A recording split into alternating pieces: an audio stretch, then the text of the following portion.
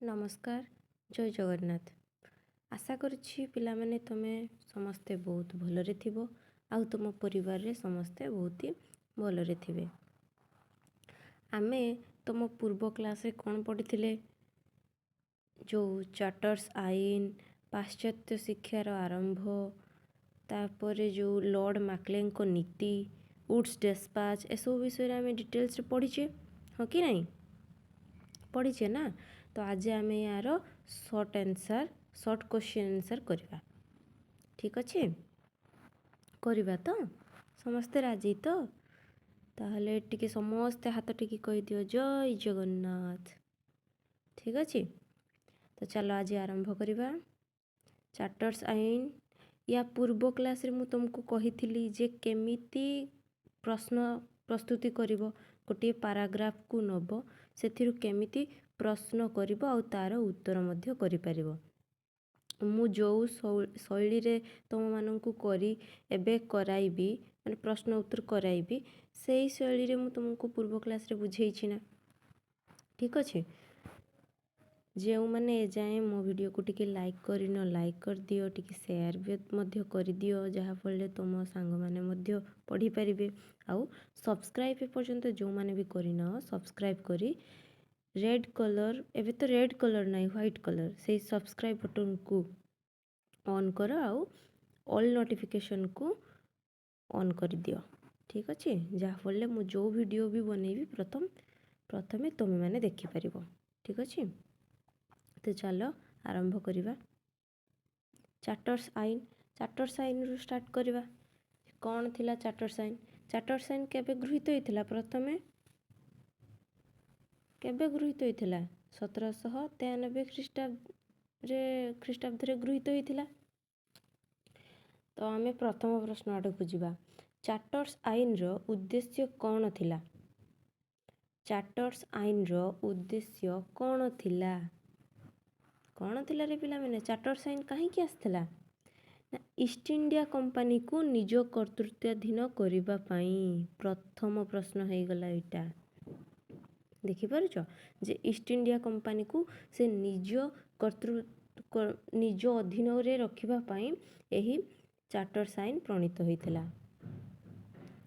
Next प्रश्न कौन केते समय बा वर्ष व्यवधान रे थरे चार्टर्स आईन गृहीत होइथाय केते समय बा वर्ष व्यवधान रे थरे चार्टर्स आईन गृहीत होइथाय केबे प्रति 20 वर्ष व्यवधान रे केते 20 वर्ष व्यवधान रे।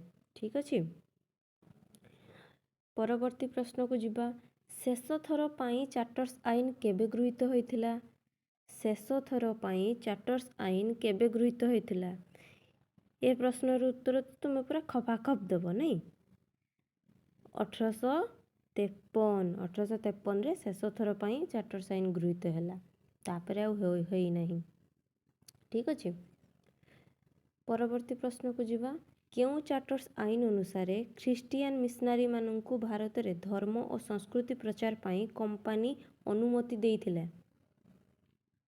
केउ चार्टर्स आईन अनुसार ख्रिस्टियन मिशनरी माननकु भारत रे धर्म और संस्कृति प्रचार पई कंपनी अनुमति देइथिला को चार्टर्स आईन 1813 ना 1813 रे जेते बेले इंग्लैंड चार्टर्स आईन प्रणीत कला सेते बेले ख्रिस्टियन मिशनरी मान सेते बेले से माने बहुत खप होउथले माने कोन जे भारतीय माननकु पाश्चात्य शिक्षा दिया जाऊ से पुरातन शिक्षा प्राचीन शिक्षा को बंद करा जाऊ ए सब से माने कहउथले तो सेथिबे से माननकु दायित्व दिया जाइथिला जे तुमे माने जाओ संस्कृत धर्म और संस्कृति रो प्रचार करो हो कि नहीं। परवर्ती प्रश्न कौन पिला माने कौन पाश्चात्य शिक्षा को नहीं केउठारे तर्क वितर्क होइथिला पाश्चात्य शिक्षा को नहीं केउठारे तर्क वितर्क होइथिला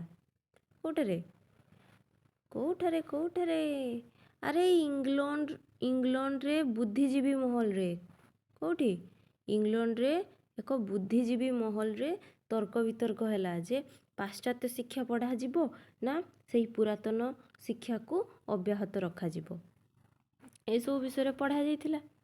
ପଢ଼ା ଯାଇଥିଲା ମାନେ ନୁହେଁ ଯେ ବିଚାର ବିମର୍ଶ ହୋଇଥିଲା କେଉଁ ବିଷୟରେ ପାଠ ପଢ଼ା ହେବ, କେଉଁ ଉପାୟରେ ପାଠ ପଢ଼ା ହେବ, ଏଇସବୁ ବିଷୟରେ।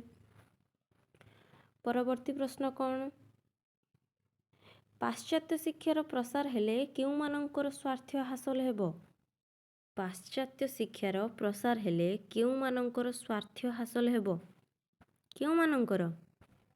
ଆରେ ଇଂରେଜମାନଙ୍କର। ଏଇଠି ଦେଖୁନ, ଇଂରେଜମାନଙ୍କର ସାମ୍ରାଜ୍ୟକୁ ସ୍ୱାର୍ଥରେ ଦୃଷ୍ଟିରେ ରଖି ଯୁକ୍ତି ବଢ଼ାଯାଇଥିଲା। ଦୁଇଟା ଗୋଷ୍ଠୀ ହୋଇଥିଲେ, ତ ଦୁଇ ଜଣ ଗୋଷ୍ଠୀ ଯାକ ଯେଉଁ ଯୁକ୍ତି କଲେ ସେହା କେବଳ ଇଂରେଜମାନଙ୍କର ସ୍ୱାର୍ଥକୁ ଆଖିରେ ରଖି ଯୁକ୍ତି କରାଯାଇଥିଲା। ହଁ କି ନାହିଁ? ବୁଝିପାରୁଛ ନା ପିଲାମାନେ? ଯେଉଁମାନେ ବୁଝି ନ ପାରୁଥିବ ନା, ସେମାନେ ଏବେ ଯାଇ ଏହାର ଲଙ୍ଗ ଭିଡ଼ିଓକୁ ଦେଖ, ପୁରା ଡିଟେଲ୍ସରେ ପଢ଼ା ହେଇଛି।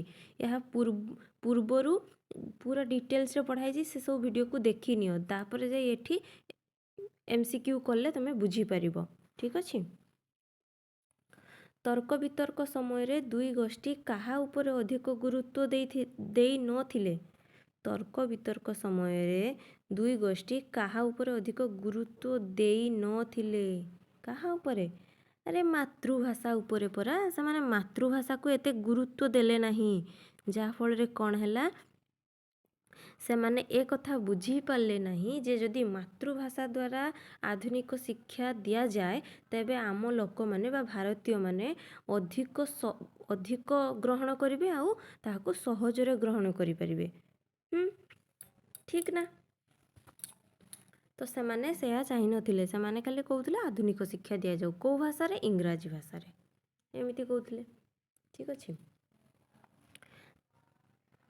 ଏଇ ଯେ ଆମ ପଢ଼ିବା ଘର, ରଖିବା ଆମେ ସଜାଡ଼ି ବହିପତ୍ର। ଗୀତ ବହୁତ ଖରାପ ନାହିଁ ପିଲାମାନେ? ଠିକ୍ ଅଛି। ହଉ, ଆଉ କ'ଣ କରିବା, ପାଠ ପଢ଼ିଲେ ହେଲା। ପାଠ ପଢ଼ୁଛ ନା ପିଲାମାନେ ସବୁ? ଘରେ ପାଠ ପଢ଼ରେ, ପାଠ ପଢ଼ ଟିକେ। ହଁ, ତାପରେ ପରବର୍ତ୍ତୀ ପ୍ରଶ୍ନକୁ ଯିବା। କ'ଣ? କେଉଁ ମସିହାରେ ଲର୍ଡ଼ ମାକ୍ଲେ କମ୍ପାନୀର କାର୍ଯ୍ୟକାରୀ ପରିଷଦ ଆଇନ ସଭ୍ୟ ଥିଲେ? କେଉଁ ମସିହାରେ ମାକ୍ଲେ କମ୍ପାନୀର କାର୍ଯ୍ୟକାରୀ ପରିଷଦର ଆଇନ ସଭ୍ୟ ଥିଲେ? କୁଆଡ଼େ ଯାଉଛୁ ରେ? ହଁ, କେଉଁ ମସିହାରେ? 1835ରେ। 1835ରେ ସେ କମ୍ପାନୀର କାର୍ଯ୍ୟକାରୀ ପରିଷଦ ଆଇନ ସଭ୍ୟ ଥିଲେ। ହଁ, ତାପରେ କ'ଣ? ପରବର୍ତ୍ତୀ ପ୍ରଶ୍ନ। ମାକ୍ଲେଙ୍କ ଶିକ୍ଷାନୀତି ଅନୁସାରେ କିଛି ଲୋକଙ୍କୁ ଶିକ୍ଷିତ କରାଇ କେଉଁ ଚାକିରିରେ ନିଯୁକ୍ତି କରାଯାଉଥିଲା? ମାକ୍ଲେଙ୍କ ଶିକ୍ଷାନୀତି ଅନୁସାରେ କିଛି ଲୋକଙ୍କୁ ଶିକ୍ଷିତ କରାଇ କେଉଁ ଚାକିରିରେ ନିଯୁକ୍ତି କରାଯାଉଥିଲା? କେଉଁ ଚାକିରିରେ? ଆରେ କିରାଣୀ ଚାକିରି ଦିଆଯାଉଥିଲା। କିରାଣୀ ଓ ନିମ୍ନ ଶ୍ରେଣୀରେ। ହଁ ନା? କିରାଣୀ ଓ ନିମ୍ନ ଶ୍ରେଣୀର। ସେଇ କିରାଣୀ ଓ ନିମ୍ନ ଶ୍ରେଣୀର ଲୋକମାନଙ୍କୁ, ଆମ ଭାରତୀୟମାନଙ୍କୁ ଦିଆଯାଉଥିଲା। କାରଣ ତ ଜାଣିଛ ଯେ ମାକ୍ଲେ କ'ଣ ଜାଣିଥିଲେ? ସେ ଜାଣିଥିଲେ ଯେ ଇଂଲଣ୍ଡରୁ ଯଦି ଖାଲି କିରାଣୀ ଆଉ ନିମ୍ନ ଶ୍ରେଣୀର ଲୋକଙ୍କୁ ଆଣି ଏଠାରେ କାମ କରାଯିବ ତାହେଲେ ଖୁବ୍ ବ୍ୟୟବହୁଳ ହେବ, ମାନେ ଖର୍ଚ୍ଚ ଅଧିକ ହେବ, ସେମାନଙ୍କୁ ଅଧିକ ଦରମା ଦେବା ପାଇଁ ପଡ଼ିବ। କିନ୍ତୁ ଆମ ଭାରତୀୟମାନେ କ'ଣ ସେତେବେଳେ ଭୋକିଲା, ସେମାନଙ୍କୁ ଯାହା ଦିଅ ଟଙ୍କେରେ ବି କାମ, ସେତେବେଳେ ଟଙ୍କେରେ ତ ବହୁତ ଦାମ୍ ଥିଲା, ତ ସେଇ ଟଙ୍କେ ଦେଲେ ବି ସେମାନେ ବହୁତ ଖୁସି। ଠିକ୍ ଅଛି। ପରବର୍ତ୍ତୀ ପ୍ରଶ୍ନକୁ ଯିବା। ମାତୃଭାଷା ମାଧ୍ୟମରେ ଆଧୁନିକ ପାଶ୍ଚାତ୍ୟ ଶିକ୍ଷା ପ୍ରଦାନ କଲେ କ'ଣ କ୍ଷତି ହେବ ବୋଲି ଇଂରେଜ ସରକାର ଜାଣିଥିଲେ? ମାତୃଭାଷା ମାଧ୍ୟମରେ ଆଧୁନିକ ପାଶ୍ଚାତ୍ୟ ଶିକ୍ଷା ପ୍ରଦାନ କଲେ କ'ଣ କ୍ଷତି ହେବ ବୋଲି ଇଂରେଜ ସରକାର ଜାଣିଥିଲେ? କ'ଣ କ୍ଷତି ହେବ? ଭାରତରେ ଇଂରେଜମାନଙ୍କର ଉପନିବେଶବାଦୀ ସ୍ୱାର୍ଥର ହାନି ଘଟିବ। ଏଇଠାରେ ଦେଖ, ଭାରତୀୟମାନଙ୍କର ଉପନିବେଶବାଦୀ ମାନେ ସ୍ୱାର୍ଥର ହାନି ଘଟିବ। ଭାରତରେ ଇଂରେଜମାନଙ୍କର, ଲେଖିନିଅ, ଯଦି ଆନ୍ସର୍ ବି ଜାଣିପାରୁନଥିବ ତାହେଲେ ଲେଖି ବି ପାର, ତୁମେ ନୋଟ୍ ବି କରିପାର। ଠିକ୍ ଅଛି। ଭାରତରେ ଇଂରେଜମାନଙ୍କର ଉପନିବେଶବାଦୀ ସ୍ୱାର୍ଥର ହାନି ଘଟିବ। ଆଉ ଥରେ ପ୍ରଶ୍ନ କହିବି? ଠିକ୍ ଅଛି ପିଲାମାନେ, ଆଉ ଥରେ କହୁଛି। ମାତୃଭାଷା ମାଧ୍ୟମରେ ଆଧୁନିକ ପାଶ୍ଚାତ୍ୟ ଶିକ୍ଷା ପ୍ରଦାନ କଲେ କ'ଣ କ୍ଷତି ହେବ ବୋଲି ଇଂରେଜ ସରକାର ଜାଣିଥିଲେ? ଭାରତରେ ଆନ୍ସର୍ କ'ଣ? ଭାରତରେ ଇଂରେଜମାନଙ୍କର ଉପନିବେଶବାଦୀ ସ୍ୱାର୍ଥର ହାନି ଘଟିବ। ସେଇଥିପାଇଁ ସେମାନେ ଭାବୁଥିଲେ ଯେ ଯଦି ଭାରତରେ ଆମେ ଆମର ଇଂରାଜୀ ଭାଷା ବଦଳରେ ତାଙ୍କର ପାରମ୍ପରିକ ଭାଷାରେ ଶିକ୍ଷା ଦେବା, ତେବେ ଆମମାନଙ୍କର ହାନି ଘଟିବ। ଆମ ଇଂରାଜୀ ଭାଷାକୁ ସେମାନେ ଦ୍ୱିତୀୟ ଭାଷା ବୋଲି ମାନିବେ। ସେଥିପାଇଁ ଇଂରେଜମାନେ ଚାହୁଁନଥିଲେ ଯେ ପାରମ୍ପରିକ ଭାଷାରେ ଶିକ୍ଷା ଦେବା ପାଇଁ। ଠିକ୍ ଅଛି, ସେଥିପାଇଁ ମାତୃଭାଷାକୁ ସେମାନେ ଅଧିକ ଗୁରୁତ୍ୱ ଦେଲେ ନାହିଁ। ଆଉ କ'ଣ? ଠିକ୍ ଅଛି ପିଲାମାନେ, ଦେଖ ଏଇ ଯେଉଁ ମାକ୍ଲେଙ୍କ ନୀତି ନା, ଏଇଟା ଗୋଟେ ଲଙ୍ଗ୍ କ୍ୱେଶ୍ଚିନ୍ ବି ଆସିଯାଇପାରେ। ଲଙ୍ଗ୍ କ୍ୱେଶ୍ଚିନ୍ଟି କ'ଣ ହେବ ବୋଲି ଭାବୁଛ? ପୁରା ମାକ୍ଲେଙ୍କ ନୀତି ପୁରାଟି ଗୋଟେ ଲଙ୍ଗ୍ କ୍ୱେଶ୍ଚିନ୍ ଆସିଯାଇପାରେ। ପ୍ରଶ୍ନ ହେଇପାରେ ଯେ ମାକ୍ଲେଙ୍କର ଶିକ୍ଷାନୀତି କିପରି ଥିଲା? ଗୋଟେ ନିହାତି ଏହା ଉପରୁ ଗୋଟେ ପ୍ରଶ୍ନ ଆସିପାରେ, ମାକ୍ଲେଙ୍କର ଶିକ୍ଷାନୀତି କିପରି ଥିଲା। ତ ଏହାକୁ ପୁରା ବୁଝିଛ ନା ତୁମେମାନେ? ପୁରା ଡିଟେଲ୍ସରେ ବୁଝିଛ ନା ଏସବୁକୁ? କେମିତି ଥିଲା, ସେ କ'ଣ ଚାହୁଁଥିଲେ, କେମିତି ଶିକ୍ଷା, କେଉଁ ପ୍ରକାରର ଶିକ୍ଷା ପ୍ରଣାଳୀ ସେ ଦେବା ପାଇଁ ଚାହୁଁଥିଲେ? ଠିକ୍ ଅଛି, ସେ ସବୁ ବିଷୟରେ ପୁରା ଡିଟେଲ୍ସରେ ତ ପଢ଼ା ହେଇଛି ପୂର୍ବ କ୍ଲାସ୍ରେ। ପରବର୍ତ୍ତୀ ପ୍ରଶ୍ନକୁ ଯିବା। ମାକ୍ଲେଙ୍କ ନୀତି ଅସଫଳ ହେବା ପରେ, ପିଲାମାନେ, ତା ଆଗରୁ ଆଉ ଗୋଟେ ପ୍ରଶ୍ନ ରହିଗଲା ଯେ ମାକ୍ଲେଙ୍କ ନୀତିକୁ କେଉଁମାନେ ବିରୋଧ କରିଥିଲେ? ମାକ୍ଲେଙ୍କ ନୀତିକୁ କେଉଁମାନେ ବିରୋଧ କରିଥିଲେ? ଭାରତର ଆଧୁନିକ ଶିକ୍ଷିତ ବୁଦ୍ଧିଜୀବୀ ଆଉ ସେମାନଙ୍କ ସହ ଇଂରେଜ ବୁଦ୍ଧିଜୀବୀମାନେ ମଧ୍ୟ ଏହି ସରକାରଙ୍କର ନୀତିକୁ ଅମାନ୍ୟ କରିଥିଲେ ବା ଭୁଲ ବୋଲି କହିଥିଲେ। ପରବର୍ତ୍ତୀ ପ୍ରଶ୍ନକୁ ଯିବା। ମାକ୍ଲେଙ୍କ ନୀତି ଅସଫଳ ହେବା ପରେ ସରକାର କେଉଁ ଶିକ୍ଷା ସମ୍ବନ୍ଧୀୟ ଏକ ଦସ୍ତାବିଜ ପ୍ରସ୍ତୁତ କଲେ? ମାକ୍ଲେଙ୍କ ନୀତି ଅସଫଳ ହେବା ପରେ ସରକାର କେଉଁ ଶିକ୍ଷା ସମ୍ବନ୍ଧୀୟ ଏକ ଦସ୍ତାବିଜ ପ୍ରସ୍ତୁତ କଲେ? ସେହି ଦସ୍ତାବିଜର ନାମ କ'ଣ ଥିଲା? Wood's Despatch. କ'ଣ?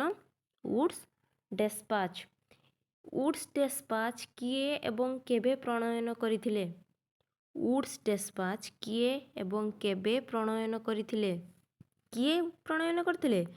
ଆରେ ଚାର୍ଲ୍ସ ଉଡ୍ ପ୍ରଣୟନ କରିଥିଲେ 1854 ମସିହାରେ। ଠିକ୍ ଅଛି, ମନେ ପଡ଼ୁଛି ତ ପୂର୍ବ କ୍ଲାସ୍ରେ ଯେଉଁ ଡିଟେଲ୍ସରେ ପଢ଼ା ହେଇଥିଲା?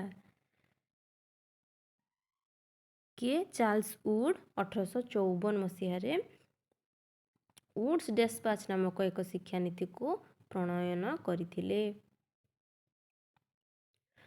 ପରବର୍ତ୍ତୀ ପ୍ରଶ୍ନ କ'ଣ?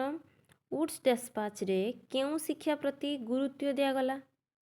ଉଡ୍ସ ଡେସ୍ପାଚ୍ରେ କେଉଁ ଶିକ୍ଷା ପ୍ରତି ଗୁରୁତ୍ୱ ଦିଆଗଲା? ଆଉ ଟିକେ ଛୋଟ କଲେ ତୁମକୁ ଦେଖାଯିବ ଠିକ୍ସେ। କେଉଁ ଶିକ୍ଷାକୁ ଗୁରୁତ୍ୱ ଦିଆଗଲା? ଗଣଶିକ୍ଷାକୁ। ଦେଖାଯାଉଛି ପିଲାମାନେ? ଗଣଶିକ୍ଷାକୁ ଅଧିକ ଗୁରୁତ୍ୱ ଦିଆଯାଇଥିଲା ଯେ ଏଠାରେ ଗଣଶିକ୍ଷା ମାନେ କ'ଣ? ସମସ୍ତଙ୍କୁ ଶିକ୍ଷା ଦିଆଯିବ, ତାହା ହେଉଛି ଗଣଶିକ୍ଷା। ତାହେଲେ ଚାଲ ଆଉ ପରବର୍ତ୍ତୀ ପ୍ରଶ୍ନକୁ ଯିବା। ବେଶୀ ନାହିଁ ରେ ପ୍ରଶ୍ନ ପିଲାମାନେ, ବେଶୀ ନାହିଁ, ଅଳ୍ପ। କେଉଁଠାରେ ଓ କେବେ ଭାରତରେ ପ୍ରଥମ ବିଶ୍ୱବିଦ୍ୟାଳୟ ସ୍ଥାପିତ ହୋଇଥିଲା? କେଉଁଠାରେ ଏବଂ କେବେ ଭାରତରେ ପ୍ରଥମ ବିଶ୍ୱବିଦ୍ୟାଳୟ ସ୍ଥାପିତ ହୋଇଥିଲା? 1857ରେ କଲିକତା, ବମ୍ବେ ଓ ମାଦ୍ରାସଠାରେ 3ଟି ବିଶ୍ୱବିଦ୍ୟାଳୟ ସ୍ଥାପିତ ହୋଇଥିଲା। ଏଇଟା ଭାରତ ବର୍ଷରେ, ପୂର୍ବରୁ ଇଂଲଣ୍ଡରେ ତ ତାଙ୍କର ବହୁତ ଆଗରୁ ହେଇଛି, କିନ୍ତୁ ଆମ ଭାରତ ବର୍ଷରେ ପ୍ରଥମେ 1857 ମସିହା କଲିକତା, ବମ୍ବେ ଓ ମାଦ୍ରାସଠାରେ 3ଟି ବିଶ୍ୱବିଦ୍ୟାଳୟ ସ୍ଥାପିତ ହୋଇଥିଲା। ଆଉ ଏଇ ଯେଉଁ ନୀତିରେ, ଏଇ ଯେଉଁ ଉଡ୍ସ ଡେସ୍ପାଚ୍ଙ୍କ ନୀତିରେ, ଏଥିରେ କ'ଣ କୁହାଯାଇଥିଲା ଯେ ସମସ୍ତ ଅଳ୍ପ କିଛି ଲୋକଙ୍କୁ ଶିକ୍ଷା ଦିଆଯିବ ଆଉ ସେହି ଅଳ୍ପ କେତେକ ଲୋକ ସାମାଜିକ ଶିକ୍ଷାର ଭାର ନେବେ ବୋଲି ଯେଉଁ ଲୋକ ଶିକ୍ଷିତ ହେଲେ ସେମାନଙ୍କୁ ସାମାଜିକ ଶିକ୍ଷାର ଭାର ଦେଇ ଦିଆଗଲା, ଯାହାଫଳରେ ସେମାନେ ଅନ୍ୟ ଲୋକଙ୍କୁ ଶିକ୍ଷିତ କରାଇବେ। ସେଇଥିପାଇଁ ତ ଅନ୍ୟ ଲୋକଙ୍କୁ ଶିକ୍ଷିତ କରାଇବେ କେଉଁଠି? ତାଙ୍କ ଘରେ ବସି ନା ବାହାରେ? ସେଥିପାଇଁ ଗୋଟେ ତ ଅନୁଷ୍ଠାନ ହେବା ଦରକାର, ଶିକ୍ଷାନୁଷ୍ଠାନ। ସେ ଶିକ୍ଷାନୁଷ୍ଠାନକୁ ଗଠନ କରିବା ପାଇଁ ପ୍ରଥମେ 1857 ମସିହାରେ କଲିକତା, ବମ୍ବେ, ମାଦ୍ରାସଠାରେ 3ଟି ବିଶ୍ୱବିଦ୍ୟାଳୟ ସ୍ଥାପନ କରାଗଲା। ଆହୁରି ସ୍କୁଲ କଲେଜ ଆହୁରି ସ୍ଥାପିତ ହୋଇଛି, ଜାଣିବା। ତାପରେ ପରବର୍ତ୍ତୀ ପ୍ରଶ୍ନ କ'ଣ? କେଉଁ ପ୍ରଥମ ଭାରତୀୟ 1868ରେ ବିଶ୍ୱବିଦ୍ୟାଳୟ ଉପାଧି ଲାଭ କରିଥିଲେ? କେଉଁ ପ୍ରଥମ ଭାରତୀୟ 1868ରେ ବିଶ୍ୱବିଦ୍ୟାଳୟ ଉପାଧି ଲାଭ କରିଥିଲେ? କିଏ? 1868ରେ କେଉଁ ଲୋକ? କିଏ କୁହ? ଆରେ ବଙ୍କିମ ଚନ୍ଦ୍ର ଚାଟାର୍ଜୀ ନାଇଁ, ବଙ୍କିମ ଚନ୍ଦ୍ର ଚାଟାର୍ଜୀ 1868 ମସିହାରେ ସେ ବିଶ୍ୱବିଦ୍ୟାଳୟ ଉପାଧି ଲାଭ କରିଥିଲେ। ଆନନ୍ଦମଠର ଉପନ୍ୟାସର ଲେଖକ କିଏ? ଆନନ୍ଦମଠ ଉପନ୍ୟାସର ଲେଖକ କିଏ? ଏହି ବଙ୍କିମ ଚନ୍ଦ୍ର ଚାଟାର୍ଜୀ। ଏହା ବୁଲେଇ ବି ଆଉ ଗୋଟେ ପ୍ରଶ୍ନ ବି ହେଇପାରେ, ମାନେ ବୁଲେଇକି ପ୍ରଶ୍ନ ବି ପଚାରିପାରେ। କ'ଣ? ଯେ ବଙ୍କିମ ଚନ୍ଦ୍ର ଚାଟାର୍ଜୀ କେଉଁ ଉପନ୍ୟାସ ଲେଖିଥିଲେ? ହଁ କି ନାହିଁ? ଆନନ୍ଦମଠ। ସଙ୍ଗେ ସଙ୍ଗେ କରିଦେବ ନା, ପୁରା ଆଖି ପିଛୁଳାକେ ତୁମେ ମାନେ ସବୁ କରିଦେବ ଉତ୍ତର। ଠିକ୍ ଅଛି। ପରବର୍ତ୍ତୀ ପ୍ରଶ୍ନକୁ ଯିବା। ଓଡ଼ିଶାରେ ପ୍ରଥମେ କେଉଁଠାରେ ଏବଂ କେବେ ଏକ କଲେଜ ଆରମ୍ଭ ହୋଇଥିଲା? ଓଡ଼ିଶାରେ ପ୍ରଥମେ କେଉଁଠାରେ ଏବଂ କେବେ ଏକ କଲେଜ ଆରମ୍ଭ ହୋଇଥିଲା?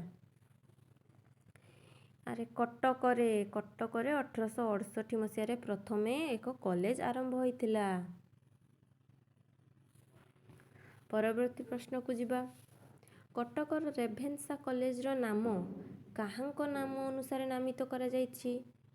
କଟକର ଏଇ ଯେଉଁ 1868ରେ ଯେଉଁ କଲେଜ ସ୍ଥାପିତ ହୋଇଥିଲା ତା ନାଁ ରେଭେନ୍ସା କଲେଜ ଥିଲା। ସେଇ ରେଭେନ୍ସା କଲେଜ କାହାଙ୍କ ନାମ ଅନୁସାରେ ନାମିତ ହୋଇଛି? ଟି.ଇ. ରେଭେନ୍ସା। କାହାଙ୍କ ନାମରେ? ଟି.ଇ. ରେଭେନ୍ସାଙ୍କ ନାମରେ।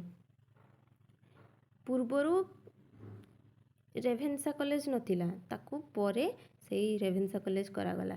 ଏ ଟି.ଇ. ରେଭେନ୍ସା କିଏ ଥିଲେ? ନା ସେ ଜଣେ ଇଂରେଜମାନଙ୍କର ସ୍ୱନାମଧନ୍ୟ ଇଂରେଜ ପ୍ରଶାସକ ଥିଲେ। ଇଂରେଜ ପ୍ରଶାସକ ସେ ଜଣେ ଥିଲେ।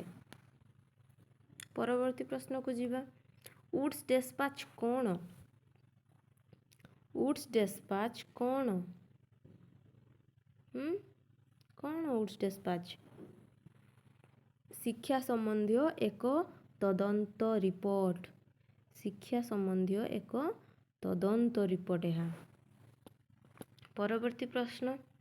କାହାଙ୍କ ନିର୍ଦ୍ଦେଶ କ୍ରମେ ଏହି ତଦନ୍ତ ରିପୋର୍ଟ 1853ରୁ ଆରମ୍ଭ ହୋଇ 1854ରେ ଦାଖଲ କରାଗଲା?